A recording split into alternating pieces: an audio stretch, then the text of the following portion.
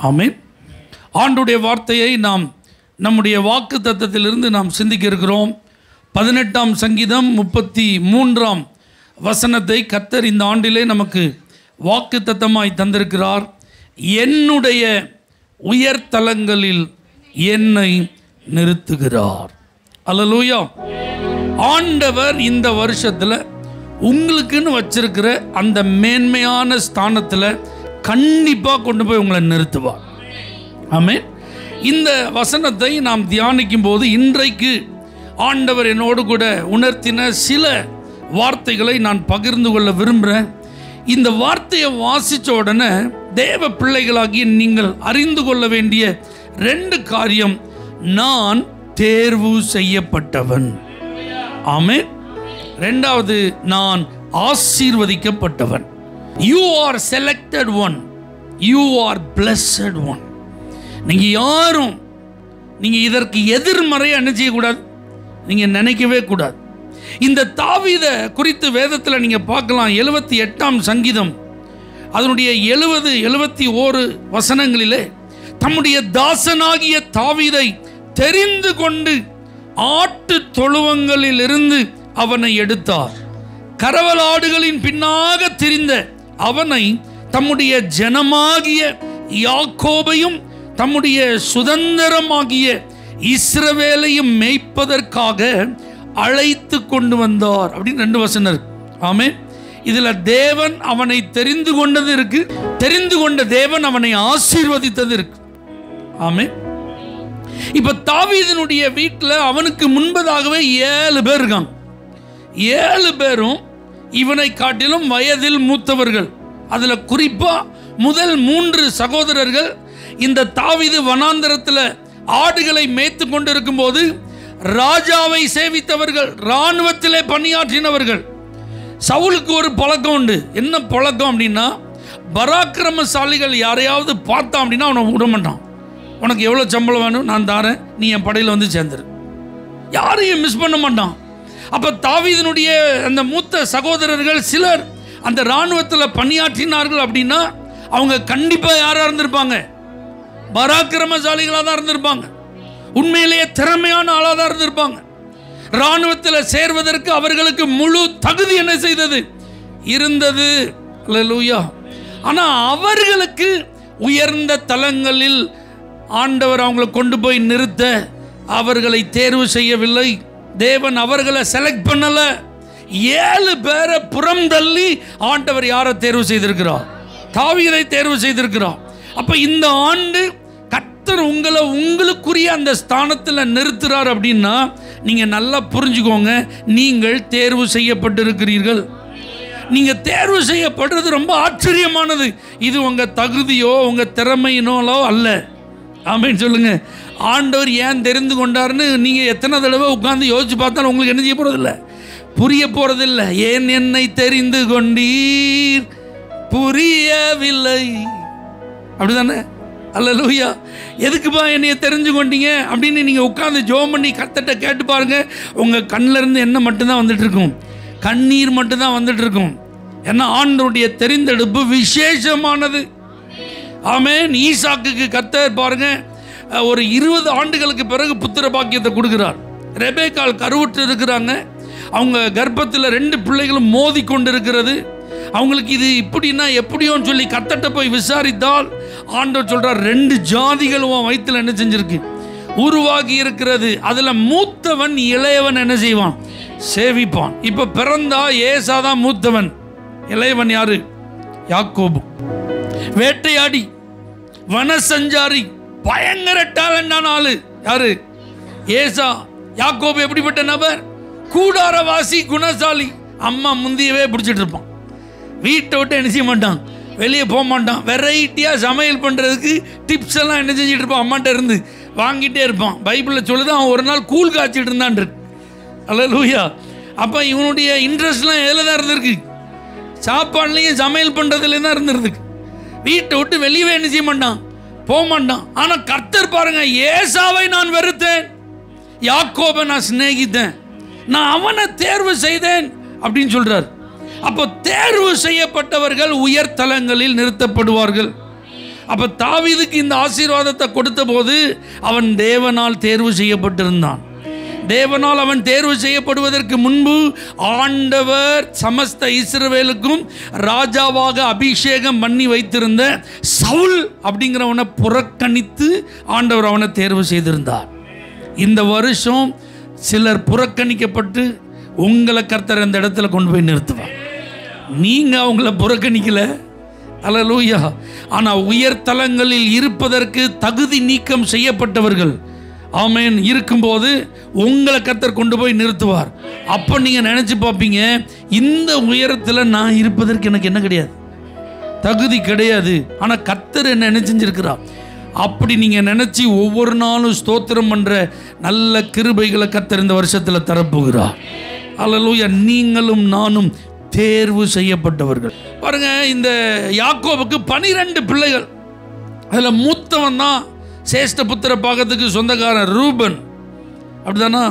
யாக்கோபு family history கொஞ்சம் ஒரு மாதிரி போகும். அதில் யோசேப்பு அப்படிங்கிறவன் அவன் அதிகமாக நேசித்த மனைவியின் இடத்துல பிறந்தவன். ஆனால் கர்த்தருடைய தெரிந்தெடுப்பு யார் மேலே இருந்துச்சு? யோசேப்பு மேலே இருந்துச்சு. சேஷ்ட புத்திர பாகம் யாருக்கு போயிட்டு? யோசேப்புக்கு போயிட்டு. அல்லேலூயா. அவனை கர்த்தர் ஆசீர்வதித்து கனம் பண்ணிட்டாரு. அந்த குடும்பத்தில் உயர்ந்த தலங்களில் இருந்து அழகு பார்ப்பதற்கு கர்த்தர் தேர்வு செய்த நபர் யாரு? யோசேப்பு. ஆனால் நியாயப்படி யாரை தான் செலக்ட் பண்ணியிருந்திருக்கணும்? ரூபனை தேர்வு செய்திருக்கணும். ஆனால் ரூபன் சரியில்லை. நல்லா புரிஞ்சுக்கோங்க, இந்த வருஷம் ஆண்டவர் சில சரியில்லாத நபர்களெல்லாம் தகுதி நீக்கம் செய்து எனக்கெல்லாம் இந்த கிருபை கிடைக்கும், எனக்கெல்லாம் இந்த மேன்மை கிடைக்கும், நான் நினச்சி கூட பார்க்கலன்னு கர்த்தருக்கு முன்பாக பரிசுத்தமாக உண்மையாக வாழ்ந்துட்டு இருக்கிற உங்களை கர்த்தர் அந்த இடத்துல கொண்டு போய் நிறுத்துவார். அல்லேலூயா. ஆண்டவர் தன்னோடு கூட இருக்கும்படியாக இந்த முழு உலகத்தையும் சுவிசேஷ மயமாக்கும்படியாக தேர்வு செய்த பெரும்பாலான சீசர்களிலே முக்கியமான இடத்தை பிடிச்சவங்களாம் மீனவர்கள். அவங்களெல்லாம் பார்க்கும்போது சொன்னாங்க, இவங்க கல்வி அறிவு இல்லாதவர்கள், ஆனால் எவ்வளோ போல்டாக பேசுகிறாங்க பார்ப்போம். இவங்க இயேசுவோடு இருந்தவர்கள்னு அடையாளப்படுத்துகிறாங்க. உலகத்தை கலக்குகிறவர்கள் இங்கேயும் வந்து விட்டார்கள். அல்லேலூயா. பேதுரு செஞ்ச அற்புத அடையாளத்தெல்லாம் பார்க்கும்போது ஜனங்களுக்கு பயங்கர பிரமிப்பு. பேதுரு நடந்து போனால் அவன் நிழல் பட்டு ஜனங்கள்லாம் என்ன செய்கிறாங்க? சுகமாகறாங்க. பேதுரு ஒரு குறிப்பிட்ட பட்டணத்தில் வந்திருக்கிறான் கேள்விப்பட்ட உடனே தொற்கால் என்கிற ஒரு ஷீசி மரித்து போன உடனே அவனை வேகமாக கூட்டிட்டு வராங்க. அவளை உயிரோடு எழுப்புகிறான். ஆமென் சொல்லுங்க. இந்த ஆசீர்வாதமான உயர் தலங்களில் இவர் நிறுத்தப்பட்டிருக்கிறார் அப்படின்னா நீங்கள் யோசிச்சு பாருங்க. இயேசுவுக்கு பரிசேயர்கள் தேவைப்படலை. வேதத்தை கரைத்து குடித்த பழைய ஏற்பாட்டை போதித்த வேத பாரகர்கள் அவர் தேர்வு செய்யவில்லை. அல்லேலூயா. சாதாரணமான எளிமையான சமுதாயத்தில் மற்றவர்கள் கொஞ்சம் ஒரு மாதிரி பார்க்குற ஆட்களெல்லாம் தேர்வு செய்திருந்தார். அப்போ இன்னைக்கு ஆண்டவர் உங்கள்கிட்ட சொல்ல விரும்புகிற ஒரு உண்மை என்ன தெரியுமா? அப்படிதான் கர்த்தர் உங்களை தேர்வு செய்திருக்கிறார். உங்களை ஆண்டவர் தேர்வு செய்திருக்கிறதுனால நீங்கள் ஒரு நாளும் தாழ்வு மனப்பான்மையோடு இருக்க வேண்டிய அவசியம் இல்லை. உங்களை நீங்களே குறைத்து மதிப்பிட வேண்டாம். அல்லேலூயா. நான்லாம் இதுக்கு லாய்க்கு இல்லாத ஆள். ஓகே, உண்மைதான். அதை ஆண்டவருக்கு முன்னாடி சொல்லுங்க, அப்பிரோஜனமான ஊழியக்காரன்பா, செய்ய வேண்டியதை மட்டும் செஞ்சுருக்கேன். அதை யார்கிட்ட மட்டும் போய் சொல்லணும்? ஆண்டவர்கிட்ட மட்டும் போய் சொல்லணும். கர்த்தருக்கு முன்பாக உங்களை தாழ்த்துங்க போதும். ஆனால் ஆண்டவர் உங்களை தேர்வு செய்திருக்கிறார். இதை நீங்கள் ஒரு நாள் என்ன செய்யக்கூடாது? மறக்கக்கூடாது. அல்லேலூயா. சிறை பிடிக்கப்பட்டு போன சிறை கைதிகளெல்லாம் அலசி ஆராய்ந்து பார்த்தா அதில் ராஜ குலத்தை சேர்ந்தவர்கள், வாலிபர்கள், நல்ல திடகாத்திரமாக இருக்கிற ஒரு பெரிய செட்டையை பிடிச்சிட்டு போனோம். ஆனால் அதில் பேர் வாசிக்கிறதுக்கு 4 பேர் தான் நமக்கு தெரியுது. தானியேல், சாத்ராக், மேஷாக், ஆபேத்நேகோ. மீதி ஆட்களுக்கு என்ன இல்லை? அட்ரஸே இல்லைங்க. அவங்கள எங்கே போனாங்க அப்படிங்கிறதே தெரில. ஆனால் இந்த 4 பேர் தான் பைபிள் பெருசாக சொல்லுது. பாபிலோன் சாம்ராஜ்யத்தில் இவர்களுடைய வாழ்க்கையில் நடந்த சகாப்தம் இன்றைக்கும் சரித்திரமாக பேசப்படுகிறது. காரணம் இதுதான், தேவனுடைய செலக்ஷன். இப்படிதான் கர்த்தர் உங்கள் ஒவ்வொருத்தரையும் ஆண்டவர் தேர்வு செய்திருக்கிறார். நீங்கள் உங்கள் குடும்பத்தை தேர்வு செய்யலை, உங்கள் பெற்றோரை நீங்கள் என்ன செய்யலை? தேர்வு செய்யலை. ஆமாவா இல்லையா? அல்ல. ஆனால் இன்னான் இதில் அப்படிங்கிறத யார் தேர்வு செஞ்சுருக்கா? யார் முடிவு பண்ணா? அதனால் நான் இந்த குடும்பத்தில் பிறந்துட்டேன், இந்த வீட்டில் பிறந்துட்டேன், இந்த பின்னணியத்தில் பிறந்துட்டேன், இப்படி ஒரு ஆளாக பிறந்துட்டேன் அப்படிலாம் நீங்கள் உங்களை நீங்களே என்ன செய்ய வேண்டாம்? குறைவாக நினைக்க வேண்டாம். நான் ஒரு பெண்ணா பிறந்துட்டேன் அப்படிலாம் நீங்க யாரும் வருத்தப்பட வேண்டாம். அல்லேலூயா, நல்ல சந்தோஷமா சொல்லுங்க. நான் கருப்பா பிறந்துட்டேன் அப்படிலாம் நீங்க யாரும் குறைவுபட்டு கொள்ள வேண்டாம். நான் ரொம்ப ஒல்லியா இருக்கேன் அப்படிலாம் நீங்க யாரும் என்ன செய்ய வேண்டாம், ஃபீல் பண்ண வேண்டாம். எனக்கு ஒண்ணுமே தெரியல அப்படிலாம் நீங்க என்ன செய்ய வேண்டாம், நீங்க நினைக்க வேண்டாம். இந்த இடத்துல வந்து இந்த வார்த்தையை நீங்க கேட்குறீங்கனாலே கன்ஃபார்ம் பண்ணிக்கோங்க, உங்களை கர்த்தர் தேர்வு செய்திருக்கிறார். அப்ப கண்டிப்பா இந்த வருஷம் உங்களுடைய உயர்தலங்களில் ஆண்டவர் உங்களை கொண்டு போய் நிறுத்துவார். அல்லேலூயா. அடுத்தது ஆசீர்வதிக்கப்பட்டவர்கள். இப்ப இந்த தாவீதை கரவல் ஆடுகளுக்கு பின்பாக அலைந்து கொண்டிருந்தவன ஆண்டவர் தான் தேர்வு செய்தார். தேர்வு செஞ்சு சும்மா ரோட்டில் விடல, அவனை சமஸ்த இஸ்ரவேலையும் ஆளுகை செய்யும் ராஜாவாக அவனை நிறுத்தி ஆசீர்வதித்தார். அப்போ உங்களை கர்த்தர் செலக்ட் பண்ணியிருக்கிறார்னா கண்டிப்பா உங்களை என்ன செய்வார், ஆசீர்வதிப்பார். ஐயா, இத்தனை வருஷம் என் வாழ்க்கையில சொல்ற அளவுக்கு ஆசீர்வாதம் இல்லையே, நான் எதிர்பார்த்த நன்மைகளை நான் பார்க்கலையா, மேன்மையை அடையலையா இருக்கலாம். ஆனால் இந்த 25ல கண்டிப்பாக ஆசீர்வதிக்கப்படுவீர்கள், உயர்த்தப்படுவீர்கள், மேன்மை அடைவீர்கள். உங்களுடைய ஸ்தானத்தில் கர்த்தர் உங்களை கொண்டு வந்து நிறுத்தும் போது நீங்கள் சொல்லுவீங்க, ஆண்டவர் உண்மையிலே என்ன ஆசீர்வதிச்சிருக்கிறார். தாவீதினுடைய ஆரம்பம் ரொம்ப எளிமையாக தான் இருந்துச்சு. தாவீது அந்த ஆசாரியனை போய் சந்தித்து ஏதாவது சாப்பிட்றதுக்கு இருக்கா அப்படின்னு கேட்கும்போது, இப்போ மாற்றி இருக்கிற அப்பம் மட்டும்தான் இருக்குது, புதுசாக தயார் பண்ணதுனால அந்த அப்பத்தை மேஜையிலேருந்து என்ன செஞ்சுருக்கேன், எடுத்துருக்கேன், பரவாயில்ல, அது பல சைட்டில் அதையாவது கூட நான் சாப்பிட்டுட்டு போகிறேன்னா. அப்போ எவ்வளோ பசியில் இருந்திருப்பான் பாருங்க. வேறு சாப்பிட்றதுக்கு எதுவுமே இல்லை, அந்த பன்னை தான் என்ன செஞ்சான், அந்த பிரெட்டை தான் சாப்பிட்டுட்டு போனான். அல்லேலூயா. நாபால்கிட்ட போய் தன்னுடைய வாலிபர்களெல்லாம் அனுப்பி, எப்பா நம்ம பாட்டுக்கு இப்படி அலைஞ்சி திரிஞ்சிட்டு இருக்கோம், நமக்குன்னு இப்போ கையில் ஒன்றும் கையிருப்புலாம் இல்லை, ஏதாவது சாப்பிடணும் அப்படின்னா நம்மள்ட்ட சேவிங்ஸ் எதுவுமே இல்லை, கொஞ்சம் அவன்கிட்ட போய் ஹெல்ப் வாங்கிட்டு வாங்கன்னு சொல்லி அனுப்புனா அவன் கேவலப்படுத்தி என்ன செஞ்சிட்டான், அனுப்பிட்டான். இப்படிப்பட்ட ஒரு ஆரம்ப நிலை தான் யாருக்கு இருந்துச்சு, தேர்வு செய்யப்பட்ட தாவீதுக்கு இருந்துச்சு. ஆனால் 1 நாளாகம 29ல் நீங்கள் பாருங்கள், ஆமென் சொல்லுங்க, ஐஸ்வர்யமும் கனமும் உங்களால் தான் வருது ஆண்டவரே. நாட்டுக்கு பின்னாடி அலைஞ்சிட்டு இருக்கும்போது அல்லது ஆரம்ப நிலையில் தேர்வு செய்யப்பட்ட என்னுடைய துவக்க நிலையை நான் திரும்பி பார்க்கும்போது I was empty. Hallelujah. But now I am satisfied, I am blessed. அவ்வளோ ஆச்சரியமான வார்த்தைகளெல்லாம் நீங்கள் அந்த 1 நாளாகம 29ல் பார்க்கலாம். தேவனுக்காக, தேவனுடைய ஆலயத்திற்காக அவன் கொடுத்ததெல்லாம் பார்த்தீங்கன்னா, நான் என்னாலே இயன்ற மட்டும் என் தேவனுடைய ஆலயத்திற்கென்று பொன் வேலைக்கு பொன்னையும், வெள்ளி வேலைக்கு வெள்ளியையும், வெண்கல வேலைக்கு வெண்கலத்தையும், இரும்பு வேலைக்கு இரும்பையும், மர வேலைக்கு மரத்தையும், பதிக்கப்படத்தக்க காந்தியுள்ள கற்களையும், பலவர்ண கற்களையும், விலையேற பெற்ற சகலவித ரத்தினங்களையும், வெண்கற்பாலங்களையும், கோமேதக முதலிய கற்களையும் எவ்வளவு சவதரித்தானா, ஏராளமாக சவதரிச்சான். இன்னும் என் தேவனுடைய ஆலயத்தின் மேல் நான் வைத்திருந்த வாஞ்சையினால் பரிசுத்த ஆலயத்துக்காக நான் சவதரித்த அனைத்தையும் தவிர எனக்கு சொந்தமான பொண்ணு, அல்லேலூயா, வெள்ளியையும் என் தேவனுடைய ஆலயத்திற்கென்று கொடுக்கிறேன். அல்லேலூயா. எவ்வளோ கொடுத்துருக்கான் பார்த்தீங்களா. எப்படி இருந்தால் ஆட்டுக்கு பின்னாடி ஓடிட்டு ராஜாவை அபிஷேகம் பண்ணின பிறகும் அந்த கற்பாறைகளுக்குள்ளும், மலைகளுக்குள்ளும், குகைகளுக்குள்ளும், வனாந்தரத்திலும், கிராமங்களிலும், பட்டணங்களிலும் அலைந்து திரிந்து கொண்டிருந்தவன் உயர் தலங்களில் நிறுத்தப்பட்ட போது ஆசீர்வதிக்கப்பட்டான். அப்போ இந்த வருஷம் கண்டிப்பாக கர்த்தர் உங்களை நிறுத்தி என்ன செய்வார், உயர் தலங்களில் நிறுத்தி உங்களை ஆசீர்வதிப்பார். அப்போ இதுவரைக்கும் இருந்த நிலைமையெல்லாம் கர்த்தர் மாற்றி உங்களுடைய சூழ்நிலையை ஆண்டவர் என்ன செய்வார், மாற்றிடுவார். எத்தனை பேர் நீங்கள் இதெல்லாம் நம்புறீங்க? தேர்வு செய்யப்பட்டதை நீங்கள் நினைக்கும் போது நல்லா புரிஞ்சுக்கோங்க, உங்கள் குடும்ப அந்தஸ்தை கர்த்தர் உயர்த்த போகிறார். நிறைய பேர் இந்த இயேசுவை நீங்கள் ஆராதிக்கிறத சரியாக விளங்கி கொள்ளாமல், புரிந்து கொள்ளாமல், என்ன ஆண்டவர் ஆண்டவர்னு பெருசாக இவங்க சொல்லிட்டு இருக்காங்க, தேடி தேடி போகிறாங்க, ஆண்டவருக்கு முக்கியத்துவம் கொடுக்குறாங்கன்னு அவங்களுக்கு என்ன செய்யாமல் இருக்கலாம், இதில் உள்ள உண்மைகள் அவங்களுக்கு இதுவரைக்கும் புரியாமல் இருந்திருக்கலாம். ஆனால் நீங்கள் கர்த்தரால் தேர்வு செய்யப்பட்டவர்கள், நம்ம குடும்பத்தில் அவங்க கொஞ்சம் வித்தியாசமாக ஆசீர்வதிக்கப்பட்டிருக்காங்க, பாக்கியவான்களாக இருக்காங்கன்னு ஆண்டவர் காட்ட போகிறார். அல்லேலூயா. முதலாவது இந்த சர்ச்சில் வந்து இன்னைக்கு உட்கார்ந்து இந்த வார்த்தையை நீங்கள் கேட்டுட்டு இருக்கலாம். நீங்கள் உங்கள் குடும்பத்தார் மத்தியில், சமுதாய மக்கள் மத்தியில் நீங்கள் எப்படி இருக்க போகிறீங்க?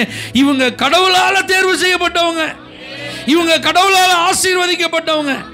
ஆண்டவர் அப்படிப்பட்ட ஒரு தனித்துவத்தை ஆண்டவர் உங்களுக்கு என்ன செய்ய போகிறார், ஆசீர்வாதம் அப்படிங்கிறது பல நிலைகளிலே அறியப்பட்டாலும் அது இன்னைக்கு உலக பிரகாரமாக பொருளாதாரத்தை வச்சு தான் என்ன செய்யப்படுது, தீர்மானிக்கப்படுகிறது. அப்படிதானா? விசுவாசத்தில் நான் ஐஸ்வர்யம்னா போயாண்டுருவோம். ஆமாம் இல்லையா? ஆமாமா இல்லையா? நான் யார் விசுவாசத்தில் ஐஸ்வர்யவான்னு சொன்னால் உன்னையோட வச்சுக்கோ அப்படின்ட்டு போயிடுவாங்க. ஜெப வாழ்க்கையில் நான் யார் ஐஸ்வர்யவான், வேதத்தை வாசித்து தியானிக்கிறதுல நான் யார் ஐஸ்வர்யவான்னா, இதெல்லாம் நம்முடைய தனிப்பட்ட வாழ்க்கையில் நம்முடைய ஆவிக்குரிய வாழ்க்கையோடு என்ன செஞ்சிருது, அது தேவனுடைய உறவோடு அது முடிஞ்சிருது. ஆனால் வெளியே ரெஃப்ளெக்ஷன் ஆகிறது எதில் இருக்குது? ஸ்டாண்டர்ட்னு ஒன்று இருக்குது பார்த்தீங்களா, லைஃப் ஸ்டாண்டர்ட், வாழ்க்கை தரம் அப்படின்னு ஒன்று இருக்குது. உங்கள் ட்ரெஸ் கோடில் இருக்குது, ஆமீன், உங்கள் பழக்க வழக்கங்களில் இருக்குது, உங்களுடைய கரங்களில் புழங்குகிற பொருட்கள் பணங்களை வச்சுருக்கு, நீங்கள் அனுபவிக்கிற ஆசீர்வாதங்களை மையமாக வச்சுருக்கு. இருக்கா இல்லையா? இதெல்லாம் தப்பு அப்படின்னு நம்ம ஆடம்பரம் அப்படி போனால் தான் தப்பு. ஆனால் ஆண்டவர் தர ஆசீர்வாதத்தை நீங்கள் தப்புன்னு நினைக்கக்கூடாது. ஆண்டவர் உங்களுக்கு தரும்போது வேண்டாம்னு நினைக்கக்கூடாது, சொல்லக்கூடாது. ஒரு ஆமீன் சொல்லுங்க பார்க்கலாம். கர்த்தர் உங்களுக்கு நிறைவாய் தருவார். உங்கள் கைகளின் கிரியைகளை என்ன செய்வார்? ஆசீர்வதிப்பார். உங்கள் பொருளாதார எல்லைகளை கர்த்தர் என்ன செய்வார்? விரிவாக்குவார். உங்கள் தேவைகளுக்கு மிஞ்சி பேலன்ஸ் இருக்க கர்த்தர் உதவி செய்வார். ஒரு குறிப்பிட்ட காலத்தில் 20வது தேதிக்கு அப்புறம் 25க்கு அப்புறம் கொஞ்சம் கைப்பிடிச்சு என்ன செய்யும் போகும், அல்லது கடன் வாங்குகிற நிலைமை இருக்கும். அப்படிங்கிறதெல்லாம் நீங்கள் ஆரம்பிச்சிருக்கலாம். ஆனால் இப்போ மாதம் முடிஞ்சாலும் கையிருப்பு இருக்குது, யாரும் கேட்டால் கூட கொடுக்கறதுக்கு என்னால் முடியும். அப்படி ஆண்டவர் ஆசீர்வதிப்பார். பிளஸ்ஸட், அதான் ஆசீர்வாதமான ஒரு ஸ்தானம். அல்லேலூயா. தாவீது இப்படி சாப்பாடுக்கு அலைஞ்சிட்டு இருந்தவன் மேவி போஷேத்தை கூப்பிட்டுட்டு வந்து அவன் சொல்கிறான், இனி நீ என் டேபிள் என்ன செய்வ, நீ சாப்பிடுவ. ராஜ அரண்மனையில் அந்த மதியம் சாப்பாடு சாப்பிட்றதுல யாருக்கு இடம் உண்டு? மேவி போஷேத்துக்கு இடம் உண்டுன்னு அவன் ஒரு ஏற்பாடு பண்ணியிருந்தான்னா அவனுடைய ஆசீர்வாதங்கள் கண்டிப்பாக பெருகியிருக்கா இல்லையா? அவனுடைய நிலைமையை கர்த்தர் மாற்றியிருக்கிறாரா இல்லையா? அப்போ கண்டிப்பாக உங்களுடைய பொருளாதார அந்தஸ்தில் ஒரு உயர்ந்த நிலையை கர்த்தர் தருவார். உங்கள் குடும்ப அந்தஸ்தில் கர்த்தர் உங்களை நிச்சயமாக ஒரு உயர்ந்த ஸ்தானத்துக்கு கொண்டு போவார். இனி யாரும் அற்பமாக அவங்கள நினைக்க, பரிகாசம் பண்ண, மற்றவர்கள் மத்தியில் ஏளனம் பண்ண, முக்கியத்துவம் இல்லாதவர்களாக மரியாதை குறைவாக நடத்த ஆண்டவரின் நினைச்ச மாட்டார், விடமாட்டார். எந்த காரியமாக இருந்தாலும் ஆரம்பத்தில் தாவீது வீட்டுக்கு அழைக்கப்படவில்லை, அப்படிதானா? சாமுவேல் வந்தப்போ தாவீதுக்கு என்ன இல்லை, அழைப்பு இல்லை. அப்படிதான் அவனுடைய ஆரம்பம் இருந்துச்சு. ஆனால் இப்போ தாவீது இல்லாமல் எதுவும் இல்லை. தாவீதுக்கு வயசாயிட்டு, அவனால் அவன் வேலையவே என்ன செய்ய முடியாது, செய்ய முடியாது. ஆனால் அவன் ஒப்புதல் இல்லாமல் ராஜாவாக யாரும் என்ன செய்ய முடியாது, மாற முடியாது.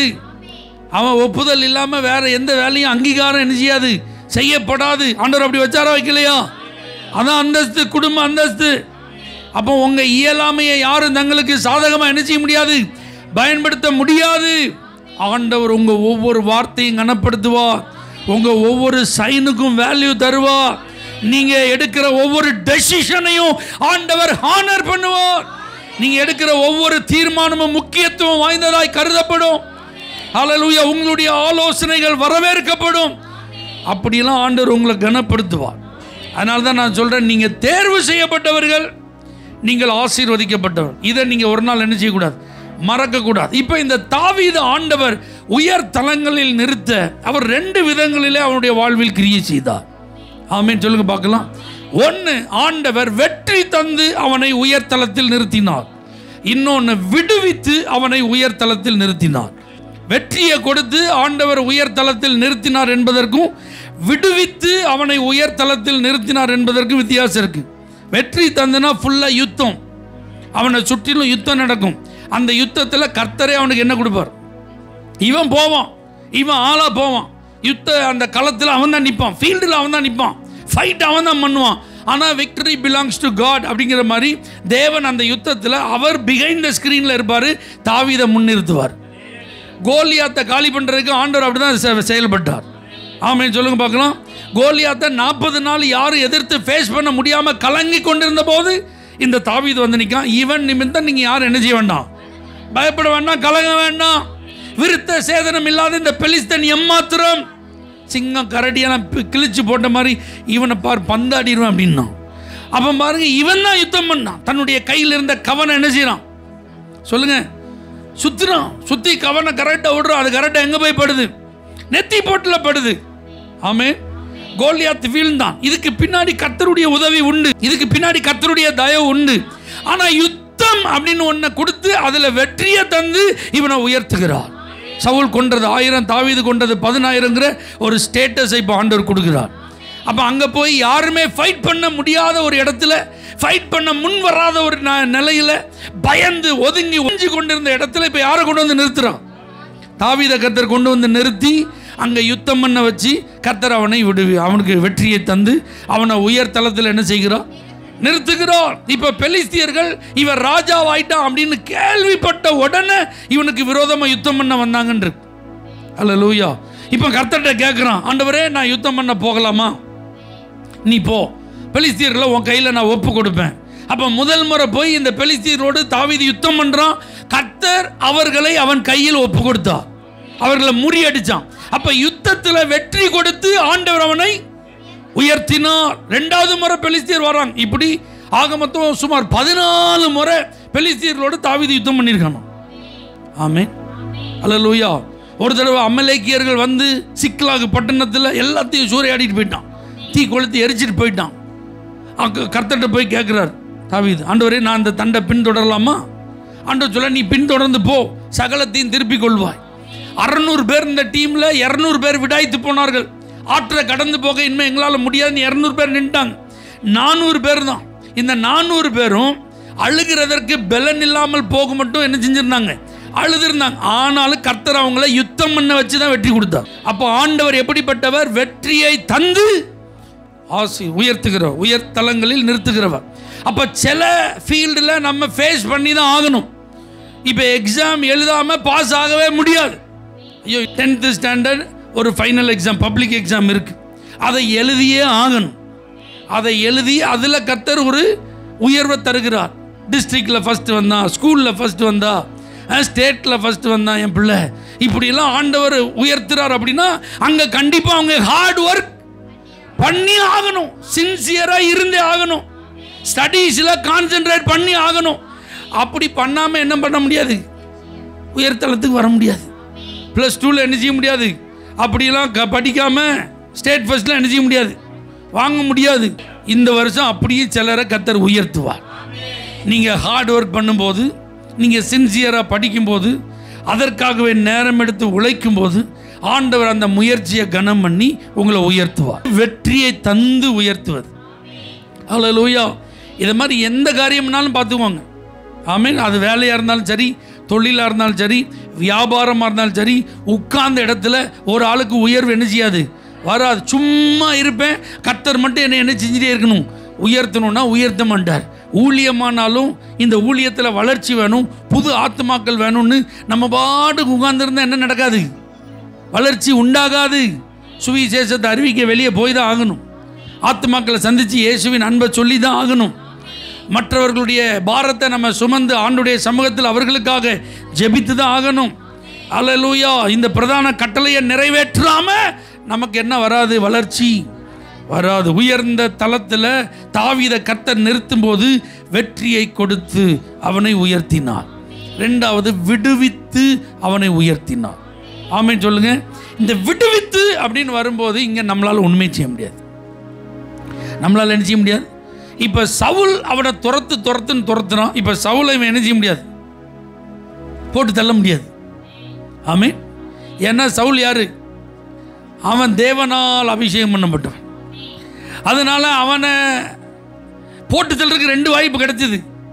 ஆனால் அவன் என்ன செய்யலை? போடலை. அதனால ஆண்டவர் என்ன செஞ்சார்?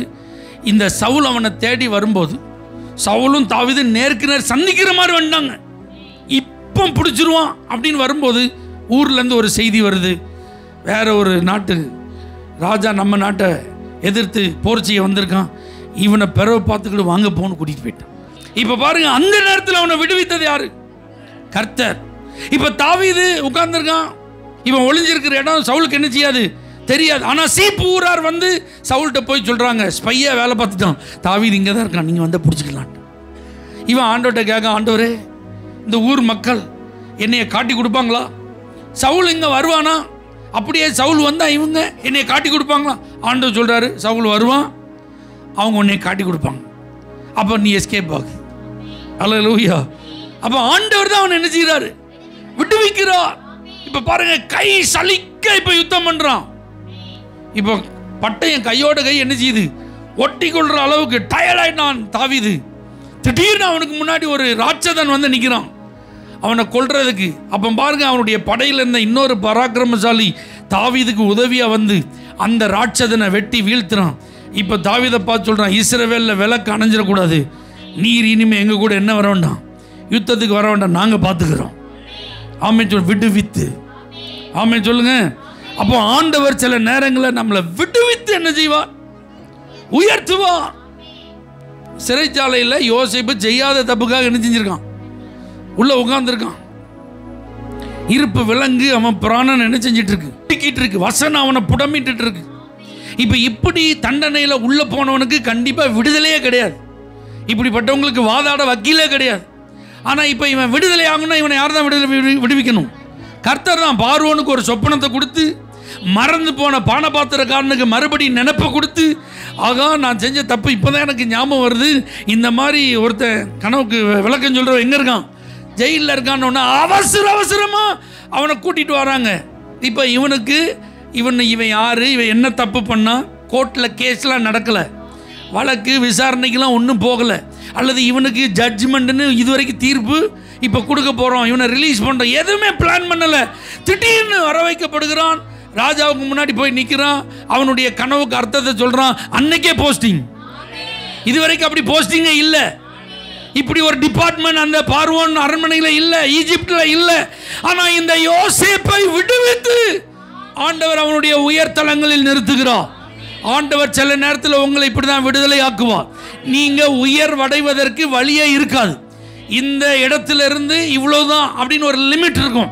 அந்த லிமிட்டை நீங்க கிராஸ் பண்ணவே முடியாதுங்கிறதா ரூலா இருக்கும். ஆனா உங்களுக்காகவே கர்த்தர் ஒரு புதிய ரூலை கொண்டு வருவார், ஒரு புதிய சட்டத்தை கொண்டு வருவார், ஒரு புதிய சூழ்நிலை ஆண்டவர் உருவாக்குவார். உங்களை கர்த்தர் அப்படி விடுவித்து அந்த லெவல்ல இருந்து உங்களை ரிலீஸ் பண்ணி ஆண்டவர் மேல கொண்டு போவார். சிறைச்சாலையில் 4 வகுப்பு காவலில் அடைக்கப்பட்டிருந்த இந்த பேதுருவை இனிமே யாரும் நினைக்க முடியாது, விடுவிக்க முடியாது. விடுஞ்சா மரண தண்டனை. இவனுக்கு இனிமே விடுதலையே கிடையாது. ஆனா கர்த்தர் அந்த நடு ராத்திரியில தம்முடைய தூதனை அனுப்பி எல்லா கதவையும் திறந்து, நான் உனக்கு விடுதலை தர, நீ ரிலீஸ் ஆகி போன்ட்டார். ஹல்லேலூயா. வெளியே போனா அதுக்கப்புறம் பேதுரு மூலமா நடந்த அற்புதங்கள் ஏராளம், அவன் மூலமா நடந்த ஊழியங்கள் ஏராளம். கர்த்தர் அவனை உயர்ந்த ஸ்தானத்தில் அன்றைக்கு அறியப்பட்ட மக்கள் மத்தியில் அவ்வளவு செல்வாக்கா பயன்படுத்தினார். ஏன்னா சில இடத்துல நம்மால் எதுவுமே செய்ய முடியாது, செய்ய முடியாது. நம்மை விடுவித்து ஆண்டவர் நம்முடைய உயர்தலங்களில் நிறுத்துகிறார். 4 விஷயம் உங்களுக்கு நான் சொல்லியிருக்கேன். நீங்கள் தேர்வு செய்யப்பட்டவர்கள், நீங்கள் ஆசீர்வதிக்கப்பட்டவர்கள். ஆமென். இதை நீங்கள் ஒரு நாள் மறக்கக்கூடாது. அப்போ உங்களை தேர்வு செய்யப்பட்ட உங்களை ஆசீர்வதிக்க ஆண்டவர் சித்தம் கொண்டதுனால உங்களுடைய உயர்தலங்களில் நிறுத்த, உங்களுக்கு வெற்றி தந்து உயர்தலங்களில் நிறுத்துவார், உங்களுக்கு விடுதலை தந்து உயர்தலங்களில் நிறுத்துவார். அப்போ நான் என்ன செய்யணும், அது ரொம்ப முக்கியம். இந்த 18ஆம் சங்கீதத்தை நீங்கள் கவனித்து பார்ப்பீரானால் தாவீது அதில் அழகா பாடுறான். 20வது வசனம், கர்த்தர் என் நீதிக்கு தக்கதாக எனக்கு பதிலளித்தார், என் கைகளின் சுத்தத்திற்கு தக்கதாக எனக்கு சரி கட்டினார்.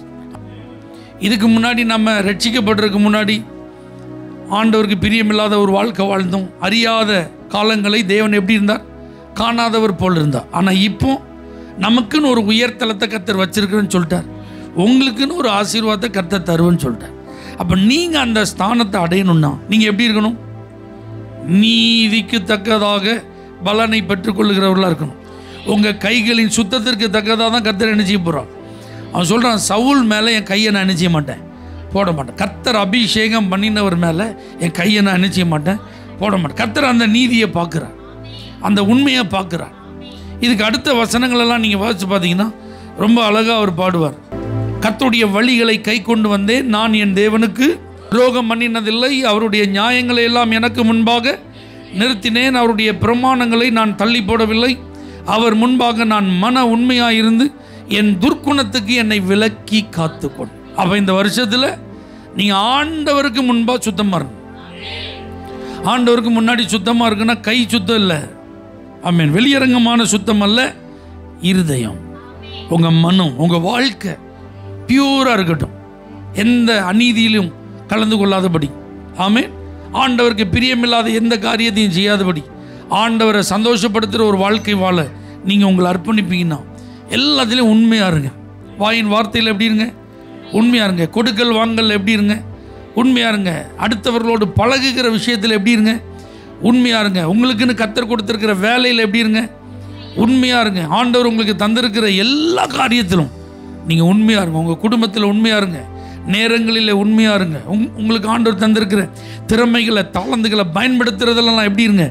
உண்மையாக இருங்க. ஜெபம் பண்ணுறதுல உண்மையாக இருங்க. வேதம் வாசித்து அதை தியானிக்கிறதுல உண்மையாக இருங்க. ஆலயத்தில் வந்து ஆராதிக்கிறதுல உண்மையாக இருங்க. ஆண்டவருக்காக ஊழியம் செய்கிறதுல உண்மையாக இருங்க. எல்லாத்துலையும் எப்படி இருங்க? உண்மையாக இருங்க. உங்களுக்கு வெற்றியை தந்து, உங்களுக்கு விடுதலையை தந்து நிச்சயம் கர்த்தர் உயர்த்துவார்.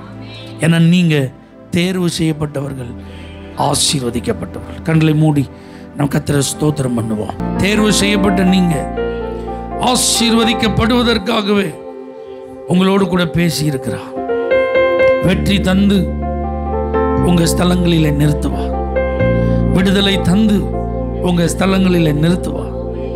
நீங்கள் சுத்தமாக இருப்பீங்கன்னா, கர்த்தருக்கு முன்பாக உண்மையாக இருந்தா, தேவனே நாங்கள் எல்லாரும் எங்களை அர்ப்பணிக்கிறோம், துர்க்குணத்துக்கு விலக்கி எங்களை காத்துக்கொள்ளும், வழிகளை கற்று அதில் நடப்போம்ப்பா, சுத்தமாக நடப்போம், உண்மையாக நடப்போம், உயர்தலங்களில் நிறுத்துங்க.